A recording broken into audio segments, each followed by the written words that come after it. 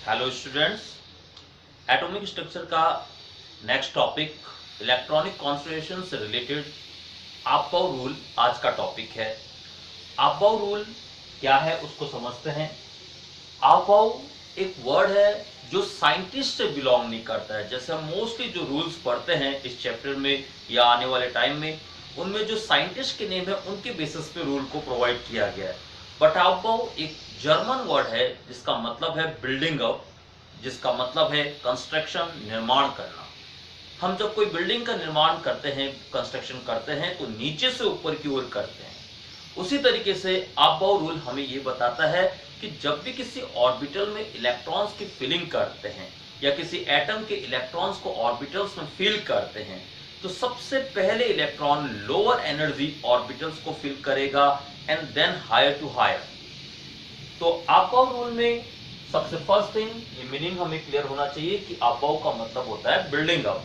कई बार कॉम्पिटिशन में भी डिस्कस किया जाता है कि कौन सा वर्ड साइंटिस्ट से बिलोंग नहीं करता है, तो आपबाउ हमें पता होना चाहिए। केमिस्ट्री में बहुत कम रेयर केसेस ऐसे मिलेंगे।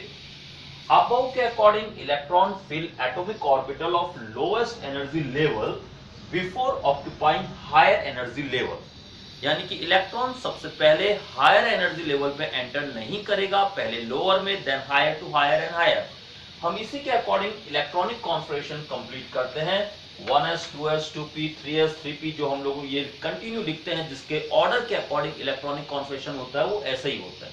हमें कैसे पता लगेगा कि किसकी एनर्जी कम है या किसकी ज्यादा है, वो हम लोग क्लियर करते हैं एक रूल इसी के अंदर, n+l रूल। हमें ये पता होना चाहिए। देखिए जो नंबर हम लोग इसके आगे लिख रहे हैं 1s 2s, ये हमारे प्रिंसिपल क्वांटम नंबर को रिप्रेजेंट करता है, जिसे हम n बोल देते हैं।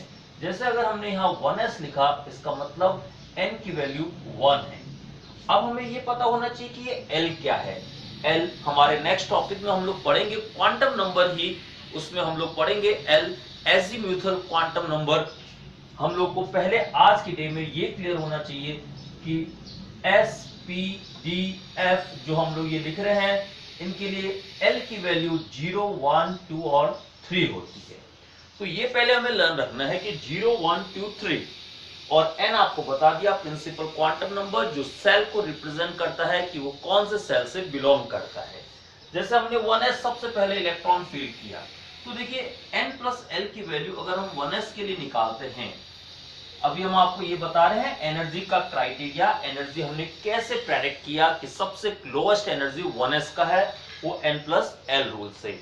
तो हमने जब 1s के लिए निकाला तो देखिए 1 + 0 तो हमारा आया 1। इसी तरीके से 2s के लिए जब हम कैलकुलेट करेंगे तो 2 + 0 इट मींस 2। 2p के लिए निकालेंगे 2 + 1 3 एंड 3s के लिए निकाला 3 + 0 3। देन 3p के लिए हम लोगों ने कैलकुलेट किया 3 + 1 4। फिर 4s के लिए कैलकुलेट किया 4 + 0 4। यानी इस ऑर्डर को हम लोग फॉलो करेंगे लास्ट तक। 3d के लिए हमने जब फॉलो किया तो n का वैल्यू 3, l का value 2, 3 + 2 5 and then so on. इस तरीके से हम जब इसको कंटिन्यूअसली फॉलो कर रहे हैं तो हमारे जो नंबर्स आ रहे हैं वो आपके सामने है बोर्ड में, हम इस तरीके से कैलकुलेट करते हैं। अब हमने यहाँ पर देखा, देखिए अब हम आगे के निकाल सकते हैं। जब हमने इस तरीके से कैलकुलेट किया तो 1s के लिए सबसे लोएस्ट वैल्यू आ रहा है। ये हमें बता रहा है कि 1s का जो एनर्जी है वो सबसे कम होता है, फिर 2s का उससे ज्यादा, फिर 2p का, फिर 3s का एंड सो ऑन। आपने यहाँ पर ऑब्जर्व किया कि 2p और 3s के लिए 3 और 3 आ रहा है, ऐसे 3p और 4s के लिए 4 आ रहा है एंड देन सो ऑन 5 आ रहा है। यानी अगर हम इस क्राइटेरिया को समझते हैं तो हमें पता लगता है कि जिसके लिए n+l की वैल्यू सेम है, उसकी एनर्जी को कंपेयर करने के लिए आप n की वैल्यू को ऑब्जर्व करोगे।